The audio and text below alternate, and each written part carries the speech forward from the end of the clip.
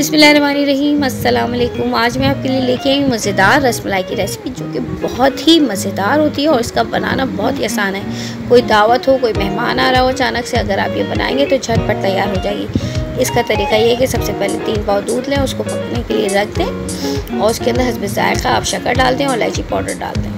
ठीक हो गया। फिर आप एक बाउल लें, उसमें 250 ग्राम आप ले लें सूखा दूध और उसमें इलायची पाउडर डाल दें। फिर उसके बाद थोड़ा सा चम्मच में डाल के बेकिंग पाउडर डालें और 2 टेबल स्पून आप इसके अंदर डाल दें कुकिंग ऑयल। खूब अच्छे से मिक्स करें। 1 अंडा लें, उसको खूब अच्छे से फेंटें और वो भी उसमें डाल के खूब इस तरह से आटे की तरह से गूंद लें।